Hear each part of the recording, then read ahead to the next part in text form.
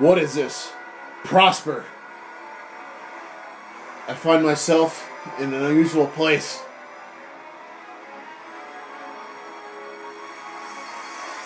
Anyway, log entry 141004. Captain Big McLarge Huge recording. This week's sponsor goes out to Kevin Sherman of Kevinator's Booze and Metal Show. Kevin, my friend, it's about time you got a Facebook page. To you, I give the Imperial salute. Long live the Empire. With that, I am parched. This week's beverage of choice, Fixed Gear from Lakefront Brewing Incorporated. 6.8% ABV. Proper opening apparatus, proper technique.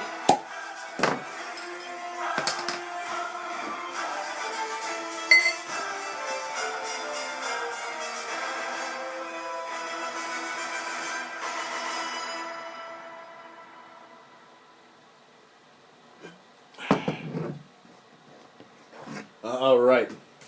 Cheers to you all. Or as they'd say in the Klingon Empire, Kipleigh! All right. Let's try to... I don't know what this thing is supposed to be, but it looks like I left myself some notes. Let's see here. Birthdays for the week. Let's start off with a gal I went to school with, Megan Lohorn. Now, she graduated Hagerstown Junior Senior High School, class of 2002. Megan, I hope life's treating you well. I hope everything's going good for you. And I drink to you. Alright, next up. Now, where I'm from, I don't know this guy, but I guess there's a guy here named Grant Lane. He has a note in honor. I don't know. You might understand that. I don't. But in honor, Grant, whatever you go by, I guess happy birthday to you. Alright, now, gotta take a serious moment here. Gotta take a serious moment. This next birthday, it's my own mother-in-law, Kim Hardy. Kim, thank you so much for giving me such a wonderful house commander to have around here. And on the occasion of your birthday, I drink. Alright. And last but not least, this is a guy that I knew in Germany. James Swiderski. Ski, how you doing, brother? Hope life's treating you well. You're probably wondering why I'm wearing this crap. I'll get to that here in a little bit. But to you, I drink. Alright. That was all he had for birthdays. Now, these next two, he's got these next two grouped together. Jennifer Conley and James Holbrooks. Now, Jennifer did a push for the Prosper Facebook page. To get the page up to over 200 likes. And Mr. Holbrooks is like number 200. I give you two the Imperial salute. Long live the Empire. Alright, now, let's talk some crap to some football fans. This first one, Josh Baker. Now, Josh is a diehard Eli Manning fan, alright? He loves Eli Manning, just absolutely loves him. He is a diehard New York Jets fan, New York Yankees fan, likes the Lakers, and he's a Montreal Canadiens fan. Josh, hang on.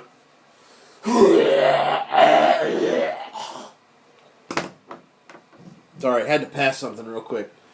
Even though he is a bit misguided, I will still drink to you, my friend, my brother. Alright, gotta give some love to a Packers fan next. Matt Mad Dog Becker. How you doing, brother? Hope life's treating you well. To you, for being a mentor to me in my younger days. The Imperial Salute. Long live the Empire. And I drink. All right. This next man is a diehard Houston Texans fan. I'm talking about the one and only Dan Butler. Dan, how you doing, brother? I hope the Texans lose this weekend. But hey, nobody's perfect. I drink to you. Next on this list, Victor Heckman. Mustache, how you doing, brother? Hey, thanks for the lift the other day. The house commander and I really appreciate it. To you, I drink, and I hope to repay the favor someday. And last but not least, Michelle Loomis. Now, she is a diehard Cardinals fan. Michelle, the Cardinals are doing good so far, but I gotta tell you, is it this week? Is it this week? I don't remember. Yeah, it's this week. I hope they lose this week. They're playing Josh Baker's second favorite team, the Denver Broncos. All right. Football fans, done. Got some Star Trek birthdays got to cover today. October 1st, back in the year 1947, Stephen Collins was born. Now, who is he, you might ask? He was one of the main characters in Star Trek The Motion Picture. He played Captain and later Commander Will Decker. He is 67, and these next two, Memory Alpha had it listed one date for Persis Kambata, but IMDb had it listed on another date. Had her. Let me start that one over. Got to give a happy birthday to Avery Brooks, born October 2nd, 1948. He played Captain Commander, then Captain Benjamin Sisko in Star Trek Deep Space Nine. And according to IMDb, on the same day, the lovely Persis Kambata was born. Now, who is she, you might be asking? She played Lieutenant Ilea in Star Trek The Motion Picture. She sadly passed away August 18th, 1998. To you three, the Imperial Salute. Long live the Empire. All right. Star Trek birthdays. Done. Let's move on. Football. All right. Here's my picks for the week. From now through the 9th. All the games that are playing until the next episode of Prosper is released. Chicago at Carolina. Going with Carolina. I have a feeling Mad Dog's going to like that pick, too. Cleveland at Tennessee. Now, where I'm from, Cleveland is just an absolute powerhouse. They are the team to beat. They're playing Tennessee. I'm going with Cleveland. St. Louis and Philadelphia. Man, I tell you what, I do not like some of that crap that the Rams have been doing. They're getting a little shady, if you ask me. Going with Philadelphia on that one. Atlanta at New York Giants. Ugh. Man, I can't stand that Eli Manning. I'm rooting against him. Going with Atlanta. Tampa Bay at New Orleans. It's the Aints. The Aints have got it. Houston at Dallas. Sorry, Dan Butler. I'm going with the Cowboys on that one. I'm just feeling it. Buffalo at Detroit. I picked Buffalo. Why not? Baltimore at Indianapolis. I cannot stand those Ravens. I'm rooting for the Colts on that one. Go Colts. Pittsburgh at Jacksonville. Go with Pittsburgh. Now, I'm going along with Josh Baker on this one. I am rooting for Denver this week against Arizona.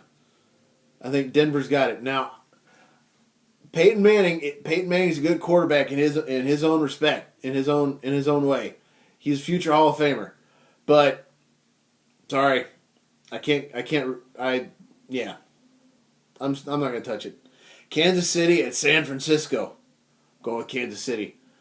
Even though they beat the shit out of my Patriots last week. New York Jets at San Diego. Now, I'm willing to bet he's just going for the Jets. Die hard. But no, sorry. San Diego. Cincinnati against my Patriots. The Patriots looked like shit against Kansas City. But I think Cincinnati's got them. I hate to say it. I think Cincinnati's got them. Monday. Seattle at Washington. Go with Seattle on this one. They're looking pretty good on my side. Teams with the bye week, Oakland and Miami. And last but not least, October 9th, Indianapolis at Houston. Now, Josh, I know that the Colts are your like number 4 team. I'm rooting for them. Screw Dan Butler. I'm rooting for the Colts. All right. Now, let's move on to this week's featured Star Trek episode. Ha! It's a good one. Mirror, Mirror. What happens is Captain Kirk and a landing party are negotiating for dilithium crystals on a planet on the Hawken planet. And they transport back to the ship during an ion storm and exchange places with alternate universe counterparts. Captain Kirk materializes on the ISS Enterprise to a Spock with a beard in the transporter room. That is his first clue that something is wrong. Something is very wrong. Takes a look, and he is not wearing his green wraparound. Basically, between him, Scotty, Dr. McCoy, and Uhura, they must escape in approximately 5 hours or face certain death. All right, let's go behind the scenes. Jerome Bixby based this episode very loosely on his own short story, One Way Street. In the original drafted script, Kirk traveled to the parallel universe alone, and the Parallel Universe Federation was battling a race called the Tharn. This name was later given to the leader of the Hawken Council, although it is not spoken on screen.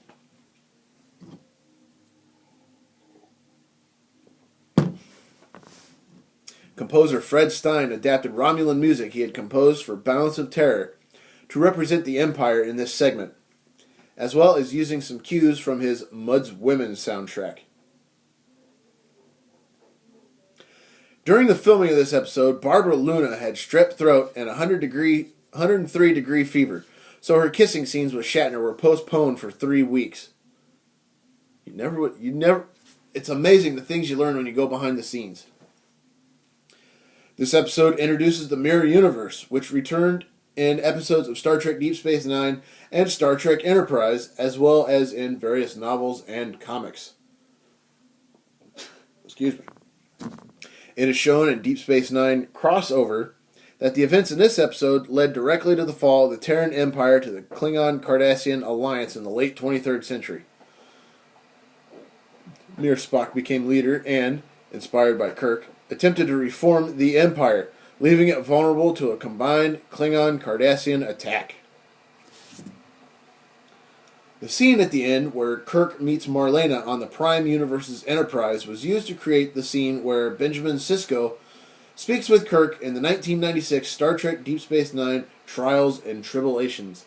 Now, if you go to my Facebook and you scroll through some of the pictures, you'll see that I had my head photoshopped onto Sisko's body in that picture, so it looks like I'm meeting Captain Kirk. Got to give some love to my friend Ray Vicchetti on that one. Ray, thank you very much. Long live the Empire. As Mir Sulu is the security chief as well as the helmsman, George Takei wears a red uniform in this episode. Since he normally wore gold and had worn science blue as an astrophysicist in Where No Man Has Gone Before, this makes Takei the first Trek actor to wear all 3 uniform colors.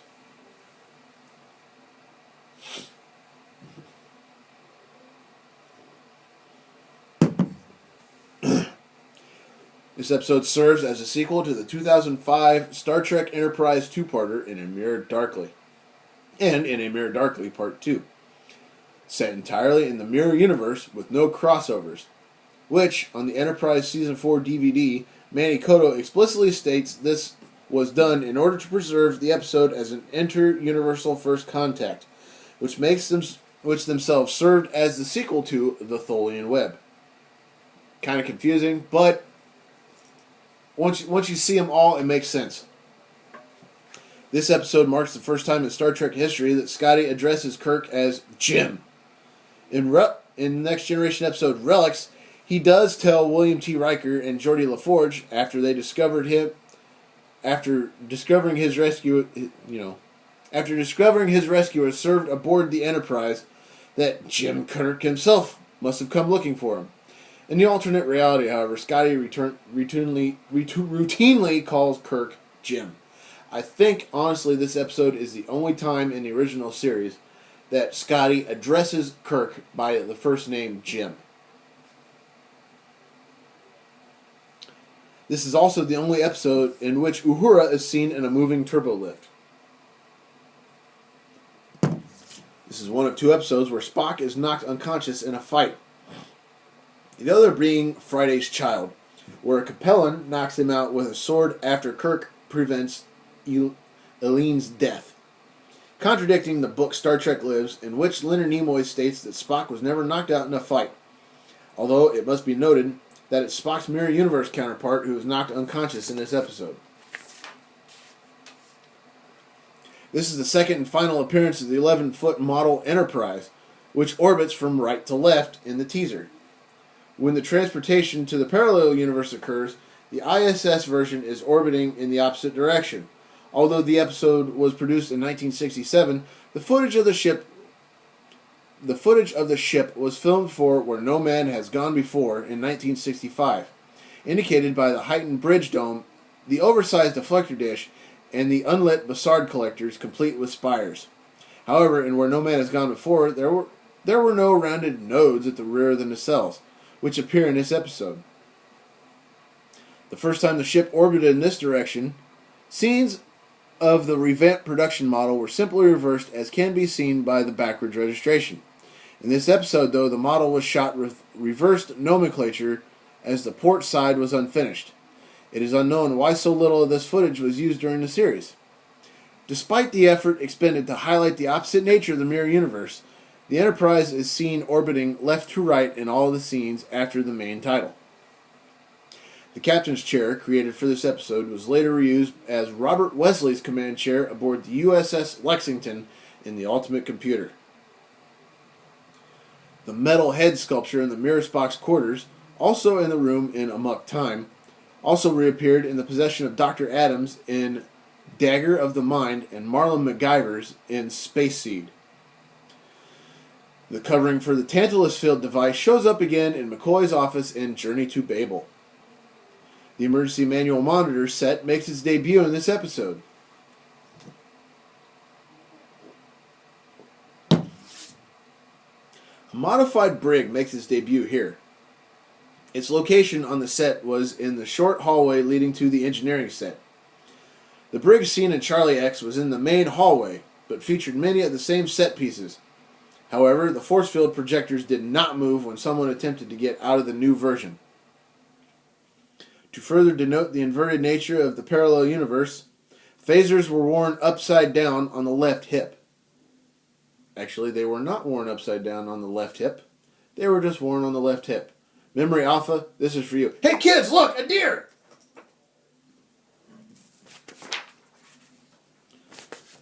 This episode was nominated for a Hugo Award in 1968 as Best Dramatic Presentation.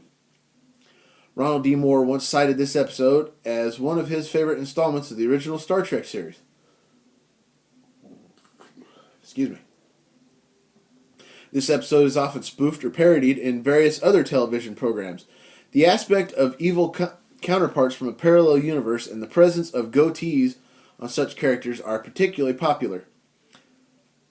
One example I can think of, in South Park, a good version of Eric Cartman from an alternate universe was shown wearing a beard, which is meant to say that a bad version of Eric Cartman without a beard exists in our universe, this universe, whatever you want to call it.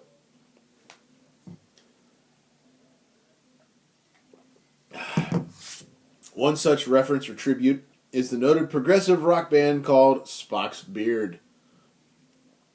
In the late 1980s, the pop band Information Society sampled Kirk's line, "It is useless to resist us," at the very beginning of their song, Walking Away. As well as in every revolution, there's one man with a vision on Over the Sea.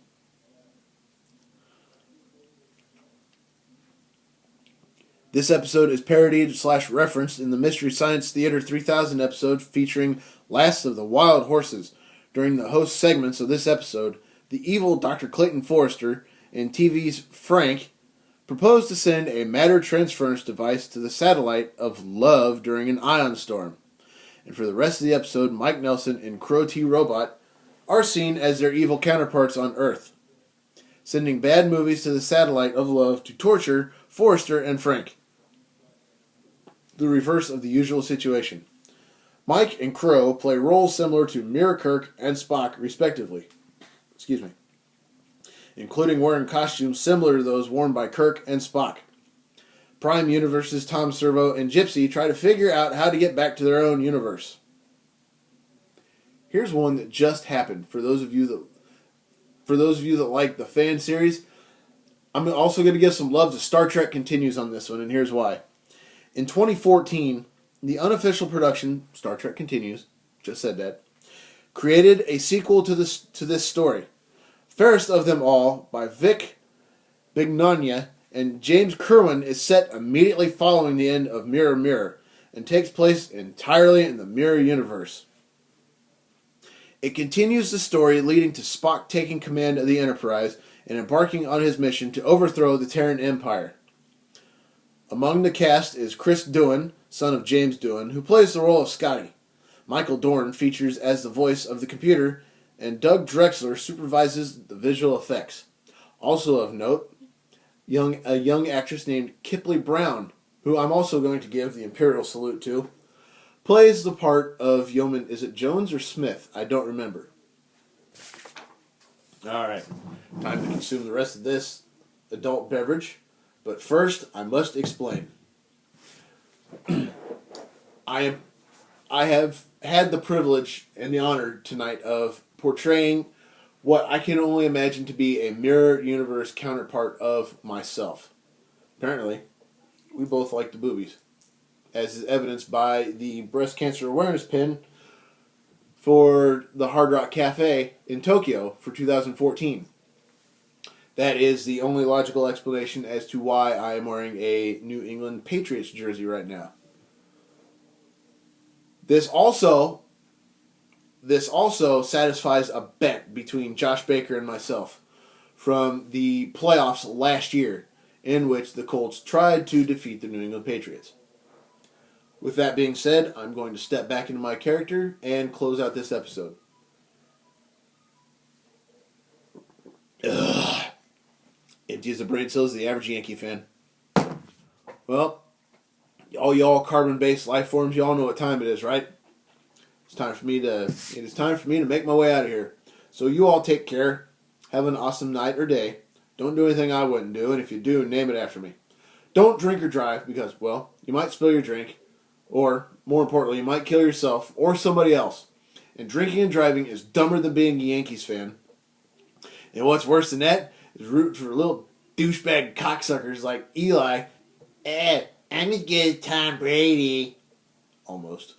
Manning, men slapping women, racism, animal abuse, fake friends, people who welch on bench, which I am not. Animal abuse, racism, I think I said those already, or anyone who is a member of, supports, or defends the Westboro Baptist Church. Things like that are just plain stupid, and I'll have time for that. You folks, take care, have an awesome night or day, and long live the Empire!